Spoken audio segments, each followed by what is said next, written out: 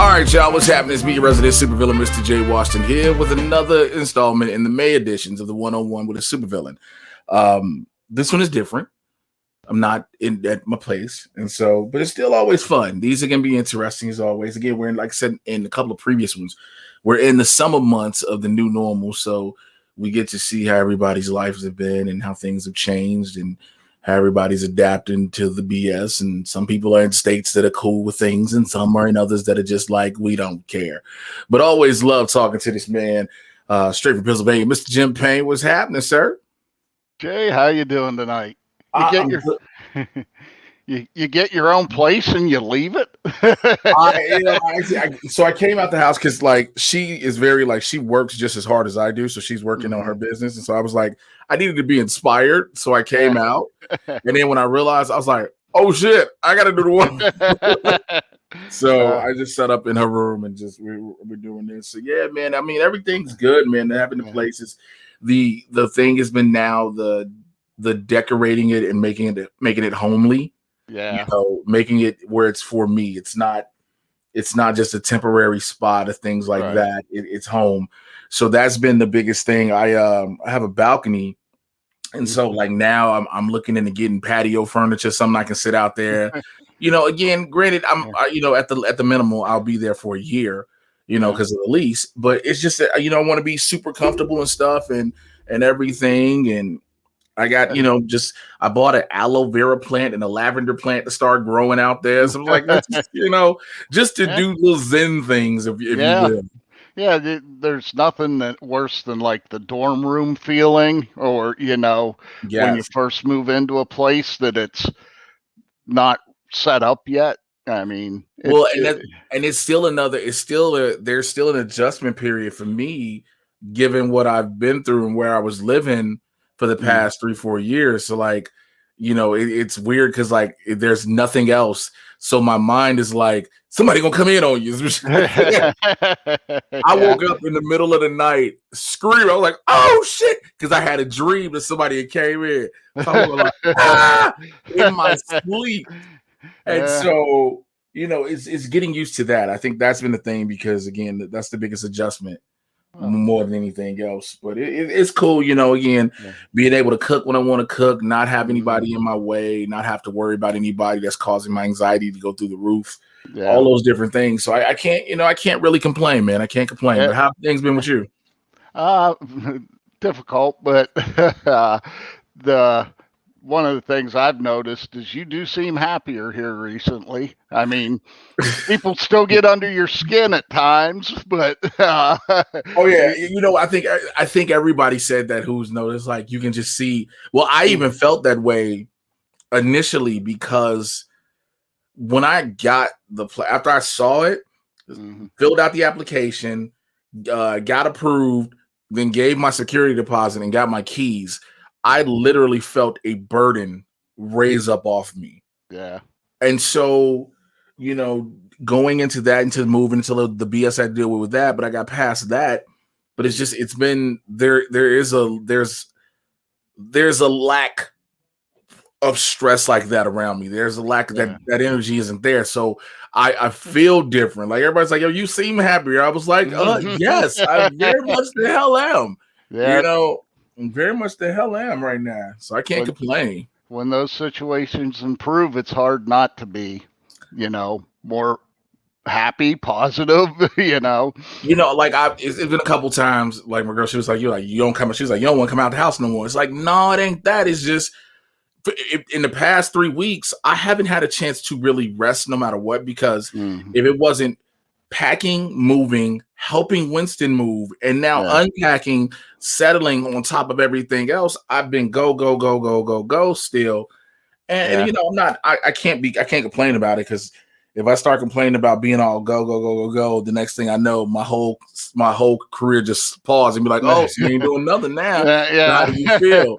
Yeah. And so one of those, it's better than the alternative. It's better than the alternative. But yeah, so I'm like I said, I'm good. It's just now it's just trying to get the final adjustment, trying to I gotta buy a TV mount and figure out who I'm gonna get to put it in, because supposedly one of the neighbors was gonna do it, but from what I hear, he works crazy hours. So I'm like, all right, I gotta find somebody who can put up a TV mount because I don't want to take this chance and not put this shit on a stud and damn my TV fall. You know what I'm saying? Yeah, So yeah. Well, from what I know of the Schmodown community, Brett Sheridan's your guy. that's it. Okay, so I'm like, hey Brett, you want to come install this TV for me? Yeah, So just getting that done, and like I yeah. said, just I bought a bookcase yesterday. I bought a bookcase from Target, and I put it Mm, together, and because I got a bunch of books, I got a bunch of comics, graphic yeah. novels, and regular books, and so Mm, just putting that up, and then having the stuff, decorating with a little thing like one of the shelves. I just decorated with my Black Panther Funko Pops. yeah. And it's just something to have a homely feel for me, like Mm-hmm. it's not the way I've done the apartment is it's not super nerdy, but it's Yeah. comfortable. Right. Well, and that's what you want. I mean, nerds, yeah, and maybe this is getting older.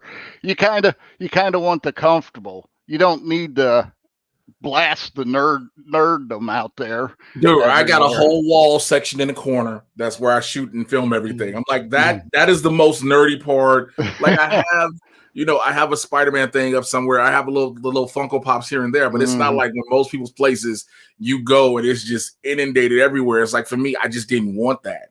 yeah, that's I have bookshelves too, and my one of my nerd things is I collect like um magnets from Okay. places like comic book convention wrestlers have them Mhm. now, and Yeah. so if I'm somewhere and someone has one, I grab it and it goes on the fridge. It just memory of the trip, basically. I remember when I was this is like maybe as of now about 8 years ago, since I've been out here 6 years. It'd be 6 years I've been out here.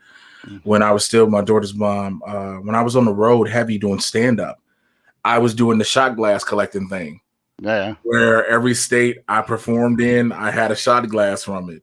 Mm-hmm. Like every city or state I had, like I had a lot of them because I was going a lot of places. Like Yeah. I was talking to somebody about that. Somebody was asking me last night. They was like, "Yo, you finna go back? You gonna try to go back on the road?" And I'm like, I kind of want to, but at the same time, my acting career Yeah. it takes off, and it's like I don't want to book a weekend somewhere. Next thing I know, I gotta be like, "Hey, Yeah. so I mean, Well, granted, they understand in some situations, but I'm not a big enough name to pull yeah. that off."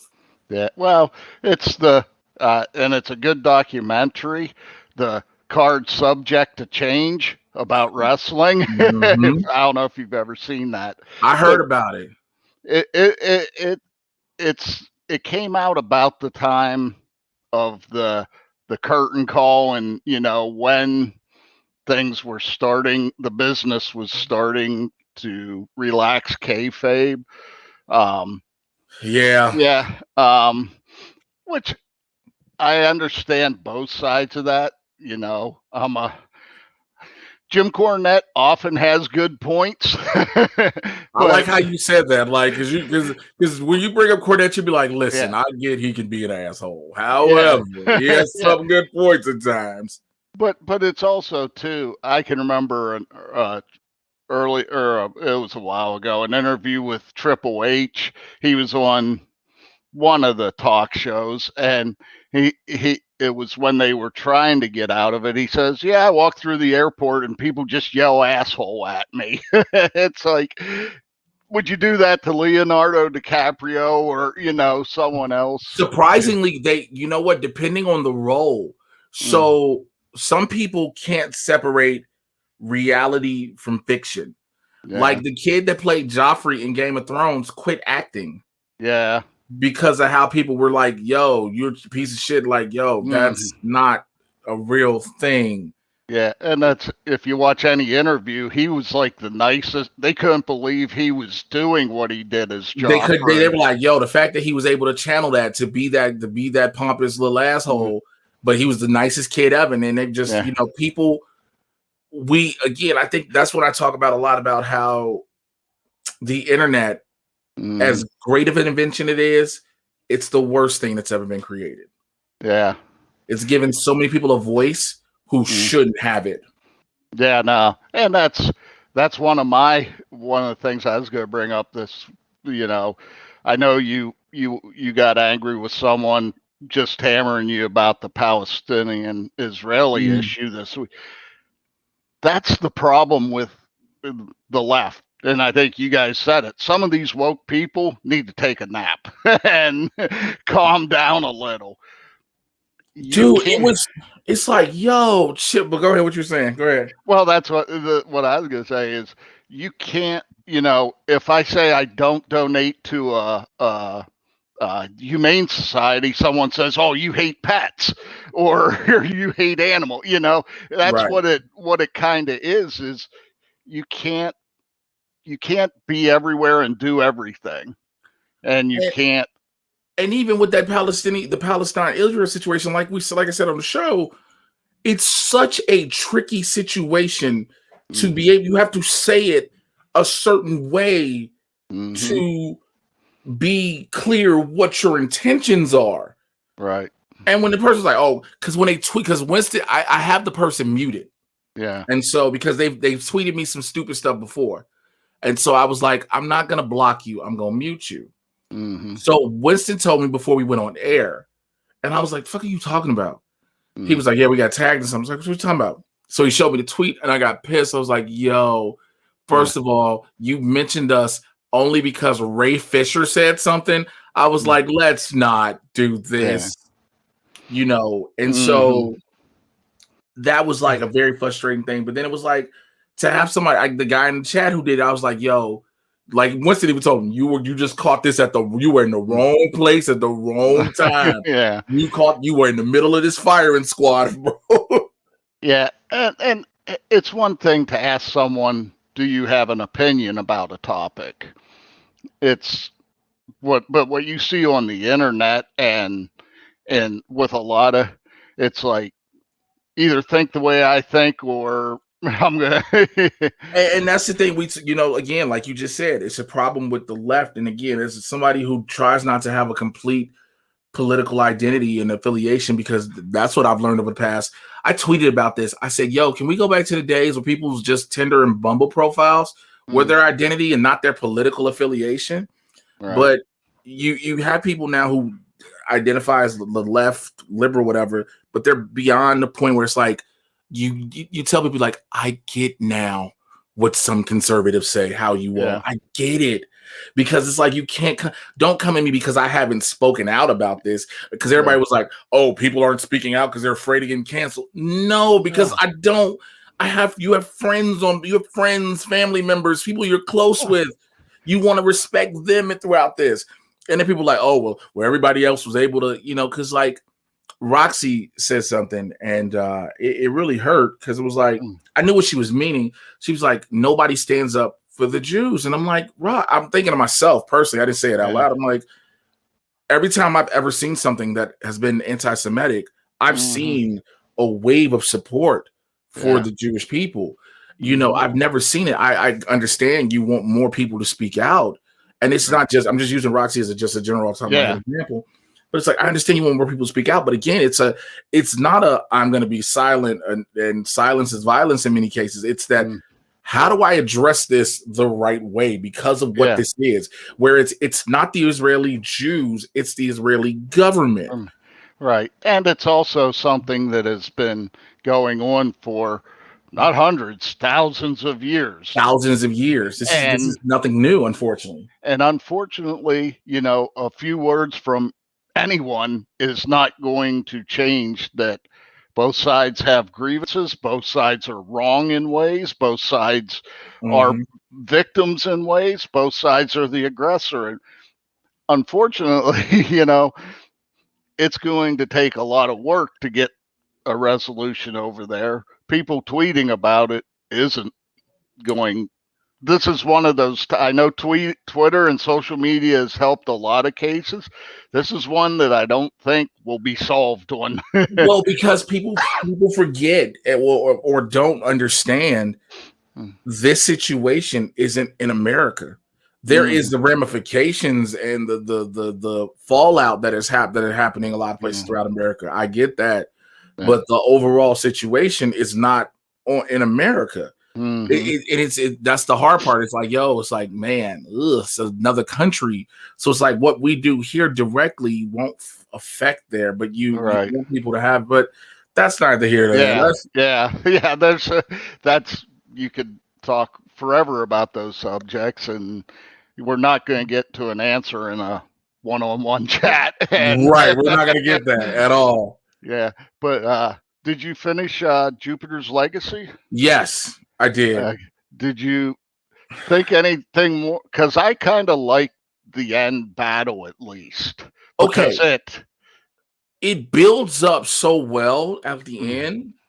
But again, like I said when we did it on the show, I just wish the backstory was 1 or 2 episodes. Yeah. I didn't need flash, all this Right. nonstop going for 7, 8 episodes. Right. I agreed with you. I think you said do like 2 in the present, then do 2 in the flashback, and then finish out the season. Would Then have have to finish been. out the season Yeah. because it's a good story. Mm-hmm. It's a good story. It builds up. You have the whole Black Star officially gets out. You find out that Walt's brother, which you kind of saw coming anyway. Yeah, yeah. But the thing at the end that I really liked about it is Sheldon Utopia said, "Yeah, I live by my rules, but he was not going to hurt you. I was not going to let him kill you," which means, which to me as a soldier, it's the reason you would shoot someone. You are at the point that all my other beliefs, this has to stop. This is too I was far. wondering, that was the thing too with that scene. I was like, because Black Star was so real, he was like, here you go, right here. He was like, either you kill me and destroy your code and people think they're done with the Union, or you let me kill your son. And it's like, oh shit. Well, and see, I don't have and the code is the code, and they created that when there weren't super villains. Exactly, and I think that needs to be addressed. Well, first of all, Corey Scott Johnson said that they only use like less than 5% of 2 full issues to make it. And I was like, that's okay. That speaks volumes, and it's terrible. But they need to have something. If I'm writing the script, okay, we got the skeleton, we know what this is about, but eventually we got to get away from the code. And the one thing that needs to be addressed: the code was made when there weren't super villains.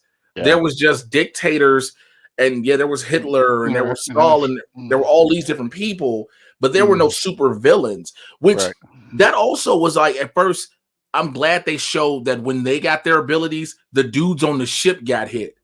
Yeah. Because I was like, how do these other people have these powers around that aren't, their kids? Yeah. Yeah, no, it's one of those, it's fine. I do not regret, there's some movies and TV shows that I wish I had my life back, the hours that I won't get back. But, it's one of those, it's not great, but I think people are hammering it a little too hard. Well, I guess, again, I think I don't know if I said this on the show or if I said to somebody else. The thing is, unfortunately, and the term has to be used, Marvel has set such a bar. Marvel Studios have set such a bar where comic book movies need to be a certain way. Marvel TV, when they had the Netflix shows, set a bar of where, granted, they fell off their own bar, but when Daredevil first came out, Daredevil season 1 and Daredevil season 2 set a bar so high. I was like, this is what a comic book TV show should be like. Yes. And it's like, this is somebody without a real, he has a suit, but he's a street level hero. Yeah. Yeah. And I agree. And unfortunately, a lot of the stuff we've getting non-Marvel has not met that bar, which I don't know if it's fair to judge that, No, and I agree, because I was going to say the same. I don't think it's fair. I agree that it's not fair to judge every IP off of Marvel Studios, what we see with, Warner Brothers and Disney. I mean, Warner and DC, excuse me. But the fact that now you got all these companies buying up these IPs solely for the hopes of doing what a Marvel Studios has done. Yeah. I get it. Yeah, you realize comic people. That's like every time somebody brings up that whole comic book movie fatigue shit. Like, no, No. you'll never. No, it's never gonna happen. Yeah. Well, and you were having the discussion the other day where I comment you can diversify a cop show, a lawyer show, a doctor show. It isn't going to get me to watch that played out. I'm not going to watch that. Diversify the hero shows and fantasy shows and sci-fi. I'm there with you. Because I kept seeing one thing I've been seeing a lot of people say, and this was definitely after it was after Invincible more so than anything. It was like, yo, can we stop with the if Superman was bad trope? Yeah. And I was like, yeah, I get it. Because even DC to themselves did it. Was like, here's the Red Sun. Like, here's Blight, the Homelander, that's Omni-Man. Like, they're just, it's like the flavor, it's the zombies, back 10 years or so, we got nothing but zombies, and we're still getting nothing but zombies in a lot of cases. Did you watch Army of the Dead? Not, I think I'm going to do it after we're done here tonight. Okay. I don't know if you saw the tweet I put up or whatnot, but I said, because I saw people saying this. I literally saw a bunch of people going, I watched Army of the Dead, and it was nothing but all of the zombie tropes. It is a fucking zombie movie. Well, it's Kong versus Godzilla. We're here to see the big monsters fight. You could cut out all the human stuff. I was like, yo, it's about zombie. So here's the problem I have, and they talked about it in the previews, and it's pretty much not a spoiler anymore, that the zombies are evolved. Yeah. I think that's the thing that's starting to get to me now, where we're evolved. It sounded unique at first. Again, 28 days later for me was that first one with the rave virus, how they ran, right? And they ran in Dawn of the Dead. Don't get me wrong, they ran in Dawn of the Dead. Right. That's cool. That's fine. But now you got them smart. And because even Return of the Living Dead made one, Return of the Living Dead Necropolis was where the zombie, it was one of the worst ones they made. It was where the zombies had a whole community and everything. It's like, bro, no, let's stop this now. Yeah. They're dead. The whole thing is supposed to be the dead comes back to life to torture humanity. You're not going to tell me because all of a sudden the body, Resident Evil said it best. They only have one need, the need to feed. In the Resident Evil movie, the first one. Yeah. When you start doing that, now the brain does more when it's instead of being reanimated, it comes back with neural capabilities and understanding. Yeah, I get people when the government do shit with them. I get those. Yeah. That trope works because it's like this is the government playing God. I get those. Yeah, it's Frankenstein just kind of transformed to modern time. It's right. It's the Frankenstein story. Cool. And these are Frankenstein's monster. Got it. But when you start telling me they're just, well, yeah, if the main zombie, he bites you, you just gonna be just as smart as him. What if you tell me zombies taking ACT test now? Yeah. Well, it's power creep.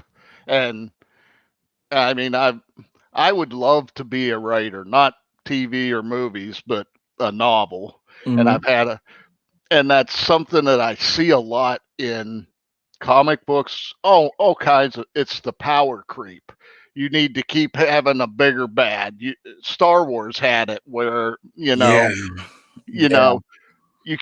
have to be able to tell the story within your rules once you set them, in my opinion. You can't keep adding things into it because now you're changing the rules, and it's that changing the rules within the game. Yeah. So that's kind of what I see a lot of these stories as, is it's just power creep, Because like, for instance, with The Walking Dead was literally supposed to be more about life. It was life during the zombie apocalypse. Okay, cool. Right. And people were like, well, it's too much about people's lives.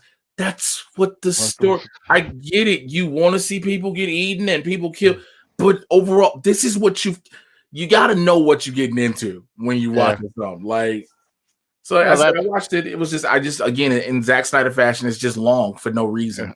Yeah. Well, maybe I won't watch it tonight then. You're not going to finish it tonight.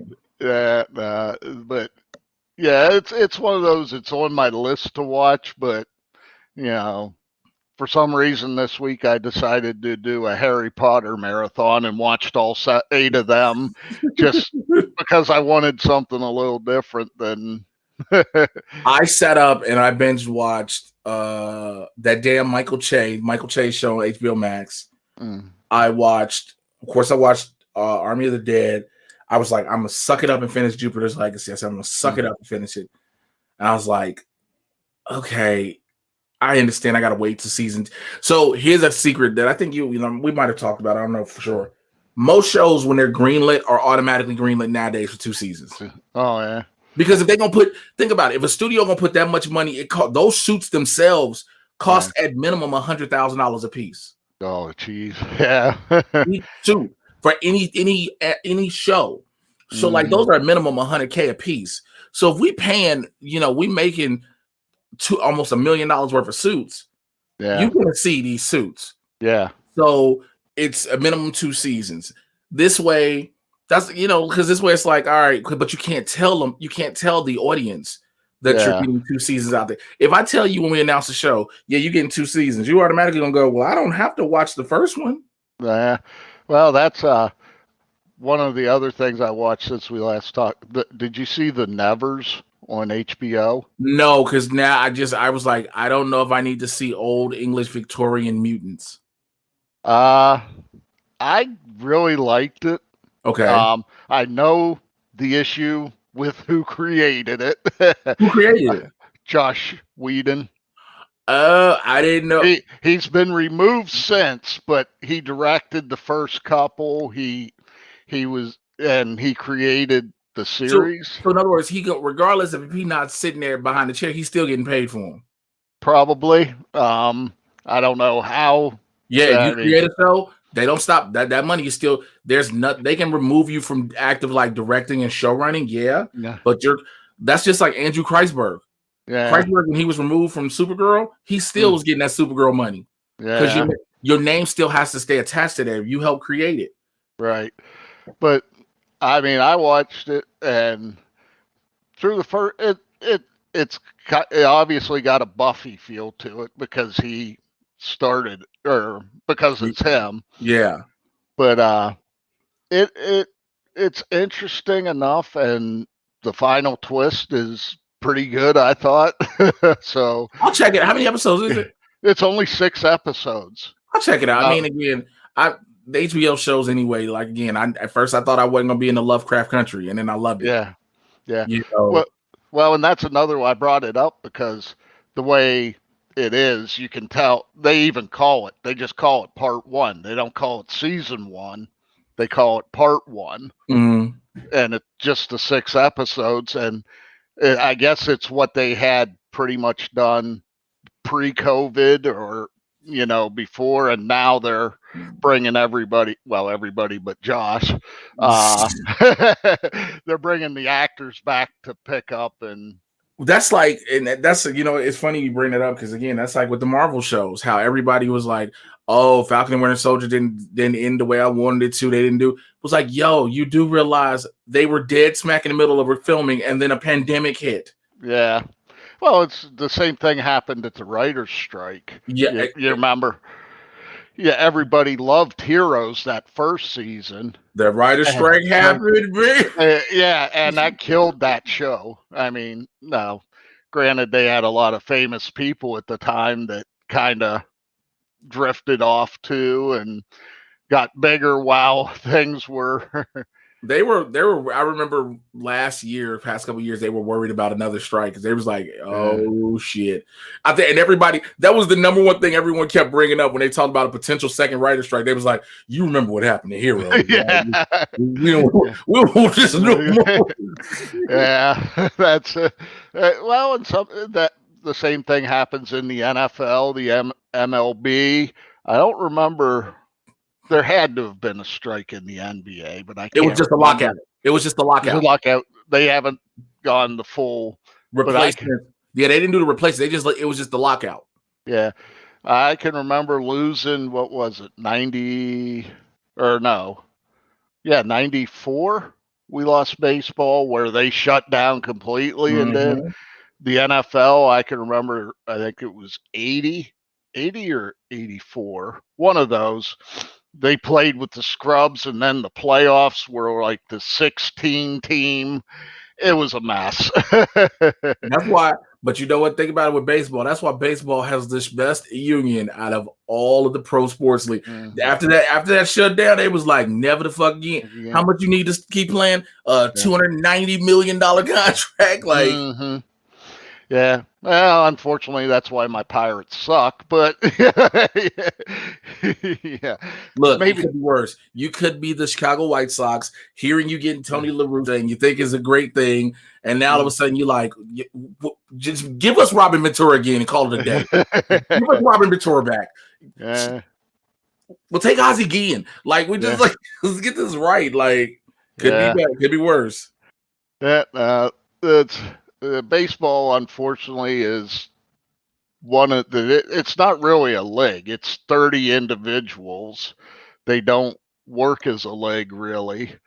They're like the NFL teams will and NBA. You see them do things for the good of the league. Right. Baseball is the Yankees and Dodgers and all these other teams are going to get theirs, and everybody else has for the to. good of the club. Okay, for the good of the club. Yeah. It's everybody else is scrambling to try to make ends meet, or well, not everybody, but there's the haves and have-nots really, and Makes and sense. in NFL you might have several rebuilding plans in a row, but you see that worst to first team. Yeah. You don't. Yeah. I never thought of it that way. I never looked at it that way. So I have to ask, because we didn't talk about it fully on the show, the whole Velveteen Dream thing. Oh, I agree with you. You have that. Well, it's the crazy hot girl scale, that it's the crazy talented scale, that as long as you stay under your talent with your crazy, you can get away with stuff. And that's what it only he had to be, and he had to be released. So people for months have been saying, fire Velveteen Dream, fire Velveteen Dream. He wasn't going nowhere. It wasn't until they got rid of Drake, they had to get rid of it. It was like, well, fuck, we got to balance this out. Yeah. Well, and it's too, that's Vince playing his games versus doing the right thing. He's okay, and he's done it in the past. I'll let this person sit at home rather than let him go somewhere and up their value, Because I wonder, I see, I don't think, everybody's like, maybe he'll pop up in AEW. I don't think Tony Khan will do it, primarily because he keeps his ear to the streets, if you will.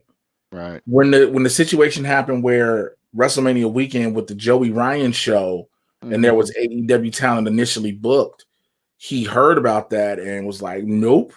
Yeah. With Dream, see, the thing is with Dream is just like the allegations they say were unfounded and nothing happened. So it's like, it's that part of like, with Joey Ryan in that situation, you started suing the people who was accusing you. Everybody was like, hey, bro, that don't make you look good at all. Yeah. And yeah, I mean, and you know better than us, wrestling backstage politics, and that is crazy at best, from I don't what even I drink understand. sodas. I don't drink sodas, but I've been having a Coke Zero today, ladies and gentlemen. But well, now that we're on wrestling, how's your comeback going? Well, I haven't had a chance to get in the ring yet to roll around. That's the goal within the next week or so. But the place where we train at normally is also a production studio. So he's been booked out busy. So the goal is to go in and to take some bumps and get some timing together and whatnot, because I'm booked the 12th, 19th, and 26th. And so I know after the 12th, I'll be good, because I'll be got the kinks out. You know, I got that rust. Any rust that'll be out, I'll get the kinks out. 19th, I want to be on better game. 26th is one of those like, all right, cool, whatever. Yeah. So it's like cool. It's depending on how those 3 weekends play out, because 2 of them are smaller promotions. One's a pretty decent sized promotion in Vegas. Depending on how they play out, will dictate how I decide to progress further. Because again, I'm not gonna put my body on the line for chump change. Just not gonna happen. It's just not. I'm just not doing that no more. Like somebody was like, "Yo, how much you charge?" And I was like, "Bro, you need to give me at least 150 to come out, because I gotta make this money that I would make hypothetically doing stand up at the minimal, things like that." And so, and also the wear and tear. I'm 40 now. You know, I'm 40, and granted, I keep myself in a decent physical shape. The body will start to feel this. On top of everything else, I got a 7-year-old daughter who wants to run around and play. I don't want to be daddy talking about some, I can't move, baby. You know what I'm saying? So I don't want to be that. And so, you know, it's just I'm excited. You know, I'm very excited to get back to it. There's always this, because I want to basically, I want to be able to say, when I take my boots and say I'm done, I want to mean it. I'm done. Yeah.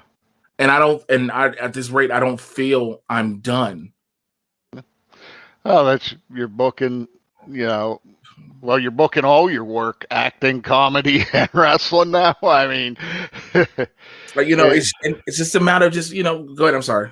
Well, I was just going to say, as long as you can work it all out, and I would say wrestling is probably the one, if acting and comedy come up, wrestling's the one that's going to take the hit. Take the hit. That's but I think everybody understands that now, who gets me, who I'm like, yo, I'm letting you know this, you know that this ain't the number one. If you'd have caught me 8 years ago, this was number one over anything. I'd wrestle over stand-up, I'd wrestle possibly over acting, depending on what it was, because probably wouldn't be getting nothing. With money for acting, depending on what it is, it's a whole different ballgame. But now it's like, if I get a major acting opportunity or stand-up opportunity, I'd rather do 30 minutes on stage to have something that'll advance my career, as opposed to 30 minutes in the ring that'll advance me some Advil. You know what I'm saying? Yeah. No, and it's just it's the one thing the wrestler with Mickey Rourke addressed it, and that unfortunately, even though our brains think we can do things once we get older, you get to a point where the sports and athletics, and you have to be smarter about it. Oh, your body will definitely tell. Your body will definitely be like, even sometimes when I'm in the gym, when I go so hard in the gym and then I come back and I come home, my body is like, all right, bro, so you go ahead and go to sleep, because you're taking all the little energy you had out in this early in the morning. Like, I go to the gym at 10 in the morning, my body's like, all right, so now you need a nap. Like, you taking away our energy. You need a nap.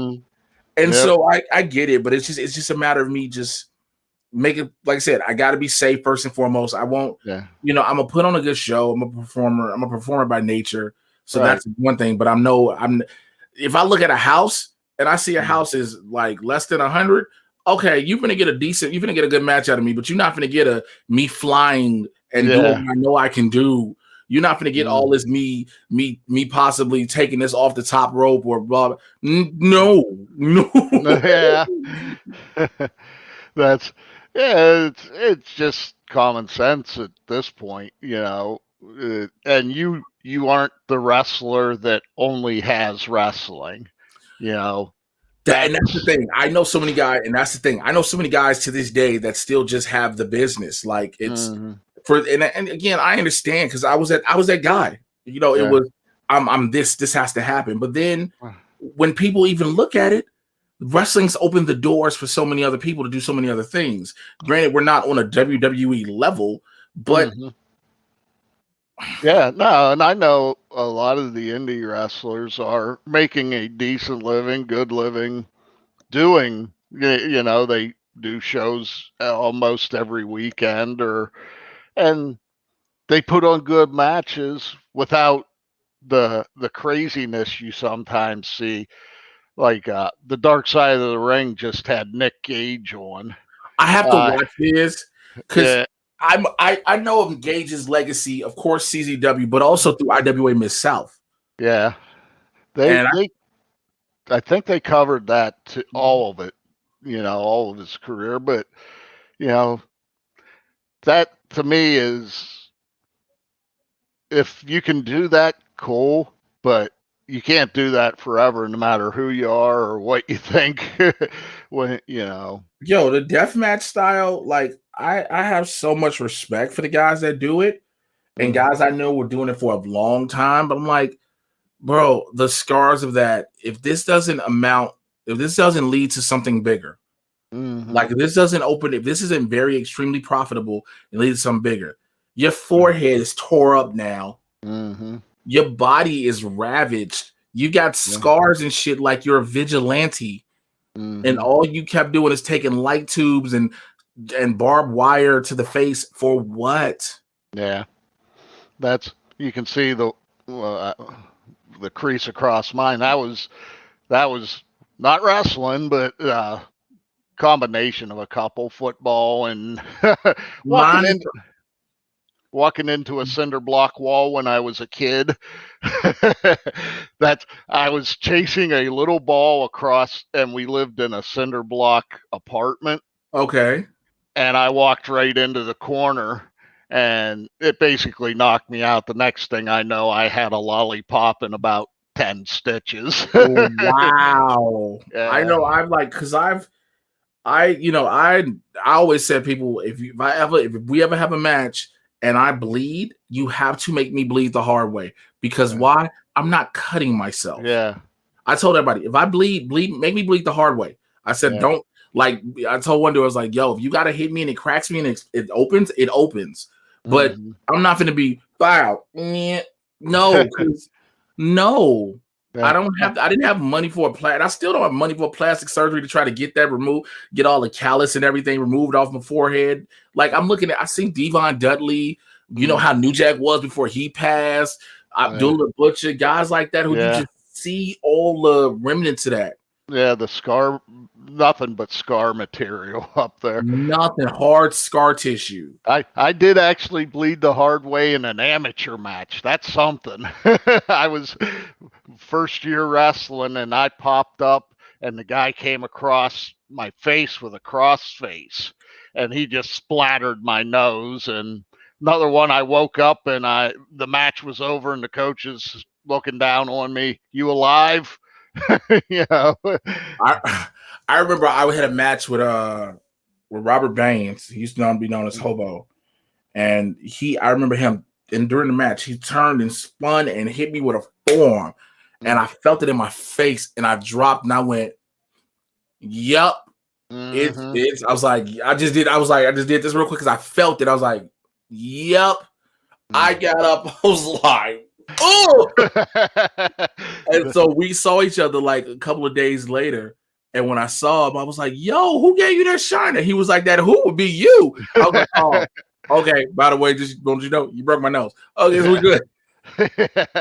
That's like we're even. Yeah. And that's, I mean, things like that, I don't think people throw baseballs at each other intentionally a lot.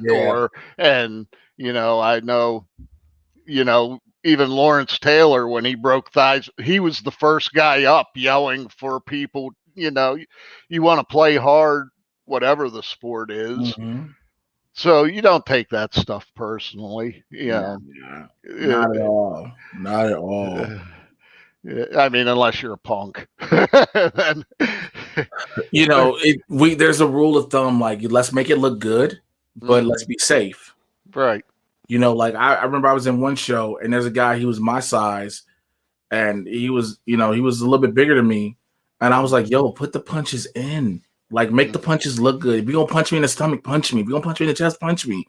Yeah. Like, make it look good. Don't give me this bull. Like, and that made me so mad. I was like, you don't punch me.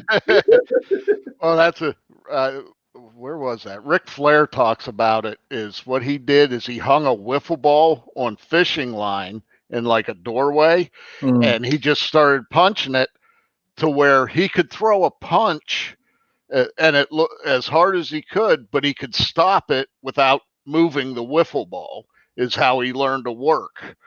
Is which I've done the wiffle ball and baseball to hit them in practice on a tree. I'd have never thought about that, but it is kind of it's one of the things I've looked into people's eye when they've been knocked senseless. Wrestlers, you can tell, rarely are knocked senseless. They can take the big hit, but you look at their eyes and, okay, you're selling it good, but you just can't do that because that's biology now. Or, your eyes are like, the following person you're trying to reach is not here.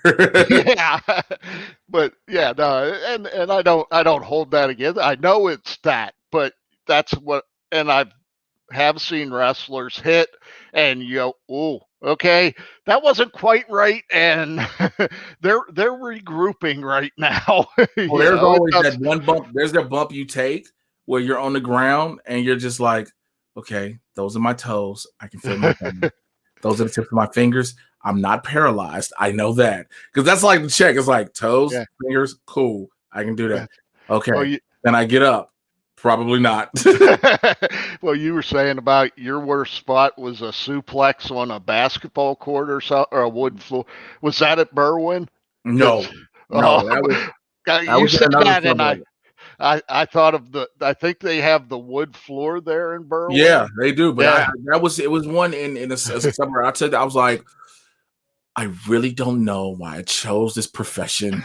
What am I thinking? But listen, I got to get ready to wrap this up. So, as always, I love talking with you, and I'm so glad that you get a chance now to interact with the show live because of everything with the wife working out. Yeah. For people in the Discord and everything, please tell them how to find you. Big Fan 877. I threw up the Heels trailer there in the Discord the other day. I was so jealous.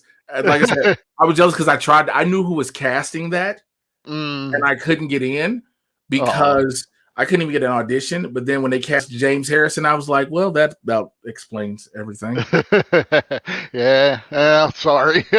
Season 2, Jay. You'll be the new guy coming in. I was like, that about explains everything. Cool.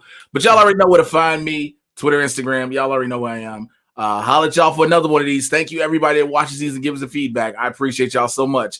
Take care. We're out. Bye.